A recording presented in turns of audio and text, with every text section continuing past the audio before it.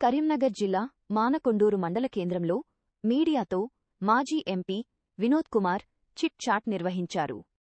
ఈ సందర్భంగా వినోద్ కుమార్ మాట్లాడుతూ, మానేరు నదిపై ఉన్న తీగల వంతెన పరిస్థితి పూర్తిగా దయనీయంగా తయారైందని ఆవేదన వ్యక్తం చేశారు. ప్రస్తుత ప్రభుత్వ పనితీరు వల్ల ప్రజలకు కనీస సౌకర్యాలు కూడా అందడం లేదని విమర్శించారు. కరీంనగర్ స్మార్ట్ సిటీ అభివృద్ధి విషయంలో బీఆర్ఎస్ పార్టీ చేసిన కృషి అభినందనీయమని తెలిపారు. మానకొండూరు నియోజకవర్గంలో చిన్న చిన్న రోడ్లను కూడా రిపేర్లు చేసే పరిస్థితి ఈ ప్రభుత్వంలో లేదని ఆరోపించారు. జగిత్యాల నుంచి కోదాడ వరకు నేషనల్ హైవే పనులను బీఆర్ఎస్ ప్రభుత్వ హయాంలోనే తీసుకొచ్చినట్లు గుర్తు చేశారు. ప్రతిపక్షంలో ఉన్నప్పటికీ ప్రజా సమస్యలపై నిరంతరం పోరాటం చేస్తామని స్పష్టం చేశారు. ఇంటెలిజెన్స్ అనేది ఒక వ్యవస్థ అని, రాష్ట్రాన్ని, ప్రజలను కాపాడుకోవడానికి ఆ వ్యవస్థ అవసరమని అభిప్రాయపడ్డారు. అయితే అదే వ్యవస్థను రాజకీయ కక్ష సాధింపులకు ఉపయోగిస్తున్నారని ఆరోపించారు.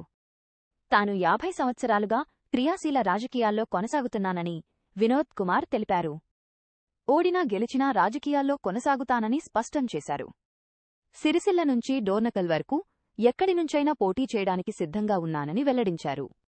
ఎమ్మెల్యేగా గాని, ఎంపీగా గాని పోటీ చేసేందుకు పూర్తిగా సిద్ధంగా ఉన్నానని స్పష్టం చేశారు.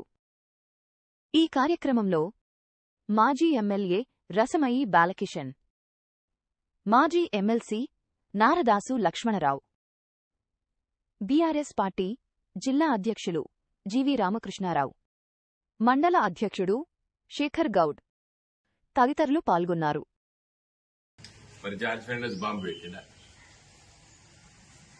రైల్వే ట్రాక్ కింద బాంబు పెట్టినది ఆయన మీద ఆరోపణ. కేసు పెట్టిండ్రు. ఎల్కే ఆద్వాని గారి మీద పెట్టిండ్రు. జార్జ్ ఫెర్నాండెస్ గారి మీద పెట్టిండ్రు.